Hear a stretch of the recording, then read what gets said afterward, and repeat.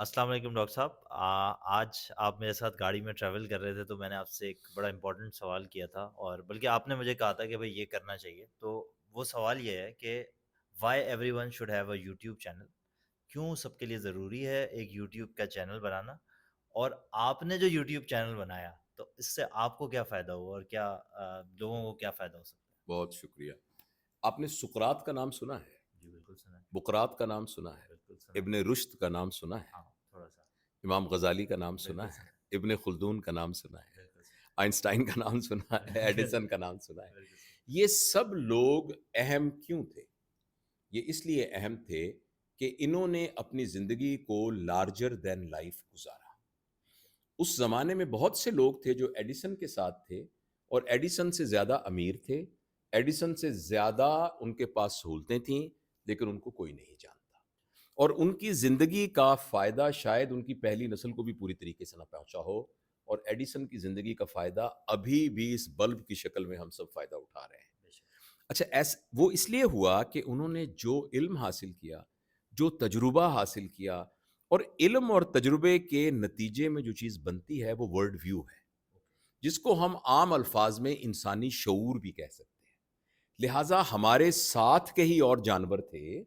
آج سے کچھ 40,000 سال پہلے بھی یہاں گدھے رہتے تھے، اور گھوڑے تھے، اور شیر تھے، اور بکریاں تھے. مگر آج تک آل پاکستان گھوڑا ایسوسی ایشن نہیں بن سکی. آج تک بکریوں کا کوئی پرائمری سکول نہیں بن سکا، اور کسی نے ایک کراچی مینڈک ایسوسی ایشن نہیں بنائی، حالانکہ یہاں چوہڑوں میں بہت سارے مینڈک رہتے ہوں گے. وہ اس لیے کہ جو ان کا شعور تھا وہ ایک فرد تک رہا، صرف سروائیول کی حد تک ان کا شعور ٹرانسفر ہوا ان کی اگلی نسلوں میں. اس کے علاوہ کوئی نئی چیز اس شعور میں شامل نہیں. انسان اشرف المخلوقات اس لیے نہیں ہے کہ وہ چیتے سے زیادہ سٹرونگ ہے، یا گھوڑے سے تیز بھاگتا ہے، یا سانپ سے زیادہ تیز رینگتا ہے، جی. یا مچھلی سے زیادہ سوئم کر سکتا ہے، یا وہ ہاتھی سے زیادہ طاقتور اور بڑا ہے.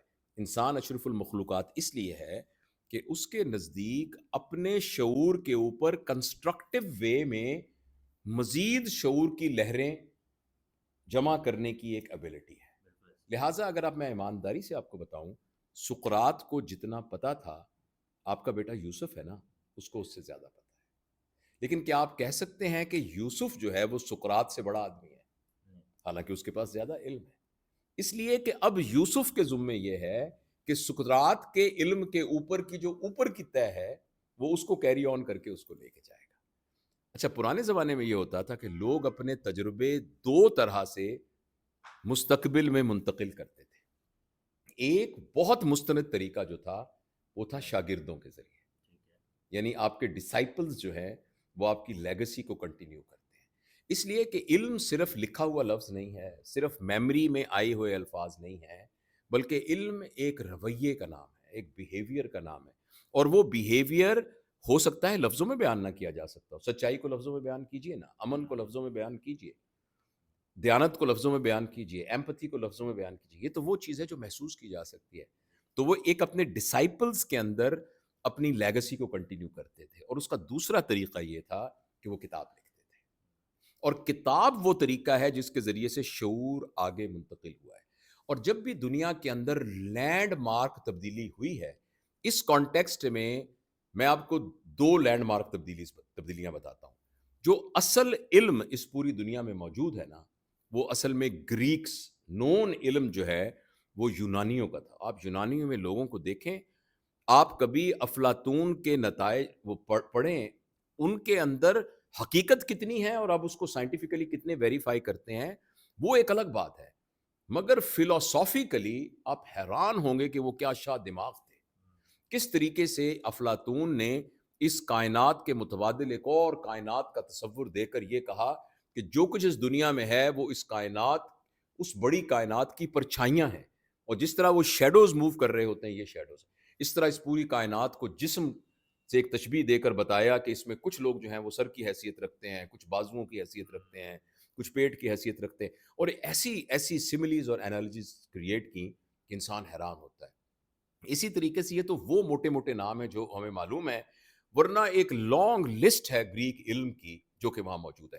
اچھا، وہ جو علم تھا جب مسلمانوں کا ایک دور آیا نا ترقی کا، جو کہ اموی دور کے ختم ہونے کے بعد عباسی دور میں شروع ہوا اور وہ پھر 500-600 سال رہا، اس میں جو سب سے اہم کام کیا گیا وہ تھا دارالترجمہ، اچھا، کہ جو چیز لیٹن گریک زبان میں کسی زبان میں آپ کو ملتی ہے ٹرانسلیٹ کریں۔ اس کو ترجمہ کر دیجئے. اور اس کے نتیجے میں کیا پیدا ہوا؟ جابر بن حیان، قاسم الحضروی، البیرونی، بو علی سینا، عمر خیام، جابر بن نہان، اتنے لوگ پیدا ہوئے، اتنے لوگ پیدا ہوئے. کون سا علم ہے جس کی بنیاد صرف اس وجہ سے نہ ہو سکی، اس وجہ سے ہوئی کہ جتنی کتابیں تھیں وہ موجود تھیں اور کتابوں کا ترجمہ کیا گیا اور پھر ان کو لیبارٹری میں ایکسپیریمنٹ کیا گیا. یونانیوں کے پاس جو کچھ تھی وہ یہاں تھا، بس فلسافیکل لیول پہ تھا. اور پوری انسانیت کی تاریخ میں جو تبدیلی آئی مسلمانوں نے کی، انہوں نے وہ جو یہاں تھا اس کو لیبارٹری میں لے آئے اور اس کو تجربہ، لہٰذا کیمسٹری ایجاد ہوئی، الجبرا جابر بن نہان کے نام سے، جی، chemistry, surgery, medicine, astronomy, astrology, mathematics اور فلکیات کا علم، یہ سارے علوم جو تھے وہ وہاں سے لیبارٹری میں آ گئے. اور پھر جب منگولوں نے بغداد پر حملہ کیا عباسیہ کے آخری دور میں، تو اس کے بعد یہ ساری کتابیں بہت سی جل گئیں اور بہت سی کتابیں اس وقت رومن اور ان لوگوں کے ہاتھوں لگیں اور وہ یورپ میں چلی گئی. آپ نے اقبال کا وہ شعر سنا ہے نا، اپنے آبا تو وہ علم کے موتی کتابیں اپنے آبا آبا کی کی، جو انہیں دیکھیں دیکھیں گے جو ہم یورپ میں تو دل یہ ہوتا ہے سی سی پا. پار۔ اور وہاں جا کے انہوں نے ایگزیکٹلی وہی کیا جو کہ مسلمانوں نے کیا تھا. انہوں نے بھی اپنے طور پر ٹرانسلیشن سینٹرز بنائے، اتنے میں ٹائپ رائٹر بھی ایجاد ہو چکی تھی اور پریس بھی ایجاد ہو جائے. انہوں نے کہا جو چیز ہڈی پہ لکھی ہے، چمڑے پہ لکھی ہے، کاغذ پہ لکھی ہے، اس کو ترجمہ کر دو، لیٹن میں یا انگلش میں، جرمن میں یا فرینچ میں. اور اس کی بنیاد پر پھر علم کا ایک تیسری طے ہوئی. جو تھے گریکس نے اس کو کوگنیٹو لیول پر سیکھا، ہم نے ان کو لیبارٹری میں کنورٹ کیا، انہوں نے لیبارٹری سے اس کی ایپلیکیبل فارمز بنائی جس کے نتیجے میں سٹیم کا انجن بنا اور پروڈکٹس بنی اور پھر یہ ساری ترقی ہوئی. تو اس کے پیچھے جو ایک چیز ہے وہ کتاب ہے. تو اب جس طریقے سے میرا دل چاہتا ہے جو میں نے زندگی لکھی میں اس پہ کتاب لکھوں. اب بڑے لوگوں کی ایسی ہوتی ہے نا. اب جوش ملیح آبادی صاحب کی کتاب ہے یادوں کی بارات، انہوں نے اپنی پوری زندگی کا خلاصہ اس میں لکھ دیا. شہاب نامہ جو ہے وہ قطب اللہ شہاب صاحب نے اس کے اندر لکھ دیا. دل بھٹکے گا جو ہے احمد بشیر صاحب نے اس کے اندر اپنی پوری زندگی لکھ دی. تو اسی طریقے سے میرا بھی دل چاہتا ہے کہ جب میں اس دنیا سے جاؤں تو میں نے زندگی کو جس طرح برتا ہے، میں جاوید اقبال ہوں. جاوید اقبال جب اس دنیا میں نہیں تھا تو جاوید اقبال کی کمی تھی. جاوید اقبال جب اس دنیا سے جائے گا تو وہ جگہ خالی رہے گی. یہ بات فیضان کے لیے بھی ہے، اور جو نیچے کونے میں جوتے گانٹ رہا ہے نا محمد بشیر، یہ اس کے لیے بھی. ہر انسان جو اس دنیا میں آیا ہے وہ یونیک ہے. جب وہ نہیں تھا تو اس کی جگہ خالی تھی، جب وہ جائے گا تو وہ خالی رہے گی. تو میری کتنی بدقسمتی ہوگی کہ وہ زندگی جو یونیک میری زندگی ہے جو میں نے برتی ہے، میں جاتا ہوا دنیا کو وہ بتا کے نہ جاؤں. ڈاکیومنٹ نہیں کیا. تو لہٰذا آپ کتاب لکھیے. کتاب لکھنے کا تردد نہیں کر سکتے تو آپ یوٹیوب کا چینل بنائیے اور یوٹیوب کے چینل پہ آپ اپنی پوری زندگی کو بتائیے. ہو سکتا ہے کہ آپ کی کہی ہوئی بات دوسرے کے لیے فائدہ مند ہو سکتا ہے آپ کا ہنر سکھایا ہوا ہنر کسی کے کام آ جائے. ہو سکتا ہے آپ کے نظریے کے اندر جو بغاوت ہے وہ بغاوت کسی کے لیے کوئی مشعل راہ بن جائے. تو اس لیے میں تو یہ سمجھتا ہوں کہ ہر شخص کو اس ٹیکنالوجی سے فائدہ اٹھانا چاہیے، ہر شخص کو ایک یوٹیوب کا چینل بنانا چاہیے. ہاں البتہ بعض اوقات یاد ہے جب ہم چھوٹے ہوتے تھے تو لوگ بابا چیک کرتے تھے کہ یہ کوئی واہیات کتابیں تو نہیں پڑھتا.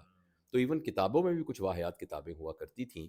اسی طریقے سے یوٹیوب چینل میں بھی کچھ واہیاتیاں ہو سکتی ہیں. تو کچھ اس کا چونکہ ایک ضمنی فائدہ پیسوں کا آنا بھی ہے، تو کچھ لوگوں کے لیے وہ ہی ایک مقصد بن جاتا ہے. تو میں اس کا ذکر نہیں کرتا کیونکہ وقت کے ساتھ آہستہ آہستہ جو جعلی چیزیں ہوتی ہیں وہ کٹ جاتی ہیں. ہمیں اس کے بارے میں پریشان بھی نہیں ہونا چاہیے. لیکن میں اس بات کو بہت شدت سے کہتا ہوں کہ ہم میں سے ہر شخص، ایک خاتون جو گھر میں ہاؤس وائف ہے، وہ اپنی زندگی کے تجربات کو ایک یوٹیوب کے چینل پہ شیئر کرے.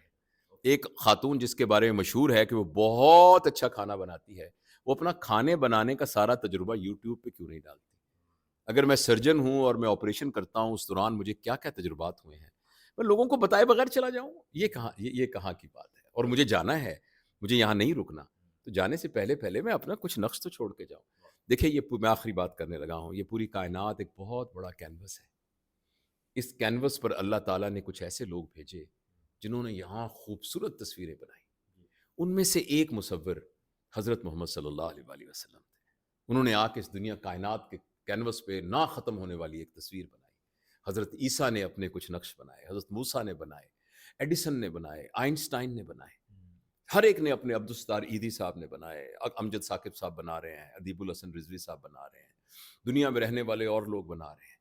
کتنی بدقسمتی کی بات ہو کہ جاوید اقبال جس کے ہاتھ میں قلم تھا، کینوس موجود تھا، جب وہ اس دنیا میں جائے تو اس کینوس پہ ایک نقطہ بھی نہ ہو جس کے بارے میں جاوید اقبال کہہ سکے کہ یار یہ نقطہ میں نے لگایا تھا. تو اس لیے اپنے حصے کا نقطہ لگانے کے لیے اور تصویر بنانے کے لیے میرا خیال ہے یوٹیوب بہت زبردست پلیٹ فارم. چلیں جی، بہت شکریہ تھینک یو، صاحب، it's very thought provoking. Thank you, thank you.